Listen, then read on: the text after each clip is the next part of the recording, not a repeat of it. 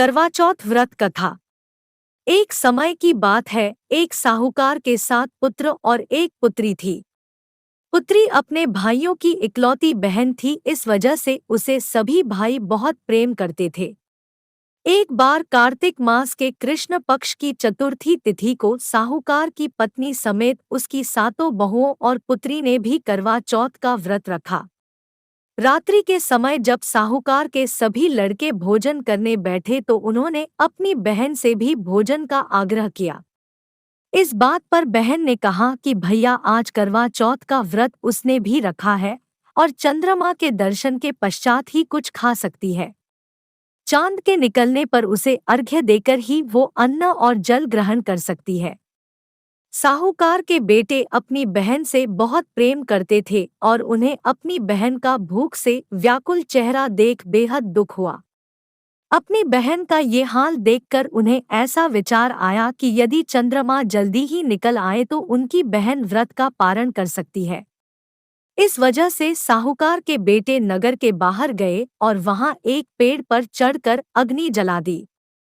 घर वापस आकर उन्होंने अपनी बहन से कहा, देखो बहन, चंद्रमा निकल आया है, अब तुम अर्घ्य देकर भोजन ग्रहण कर सकती हो। साहूकार की बेटी ने अपनी भाभियों से भी चंद्रमा के दर्शन, चंद्रमा से प्रार्थना कैसे करें करके व्रत खोलने को कहा, लेकिन उनकी भाभियों ने इस बात से मना कर दिया और बताया कि अभी चांद नहीं निकला है, बल्कि उनके भाइयों ने प्रेमवश और बहन को भूख से व्याकुल देखकर ही नकली चांद दिखा दिया है। बहन ने भाभियों की बात को अनसुना कर दिया और अपने भाइयों की बात मानकर भाइयों द्वारा दिखाए गए नकली चांद को अर्घ्य देकर अन्न जल ग्रहण कर लिया। इस प्रकार बहन का करवा चौथ का व्रत भंग होने की वजह से भगवान श्री गणेश साहूकार की बेटी पर अप्रसन्न हो गए। गणेश जी की अप्रसन्नता के कारण उस लड़की का पति जल्दी ही बीमार हो गया और घर में बचा हुआ सारा धन उसकी बीमारी में व्यय हो गया।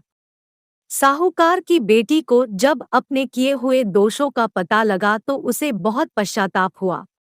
उसने गणेश जी से क्षमा प्रार्थना की और फिर से विधि पूर्वक चतुर्थी का व्रत शुरू कर दिया। उसने विधि से पूजन करके चंद्रमा को अर्घ्य देकर अपना उपवास पूरा किया और वहां उपस्थित सभी लोगों का आशीर्वाद ग्रहण किया। साहूकार की निश्चल भक्ति और श्रद्धा को देखकर भगवान गणेश जी उस पर प्रसन्न हो गए और उसके पति को जीवनदान दिया।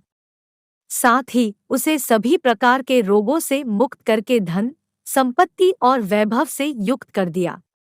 करवा चौथ माता की जय।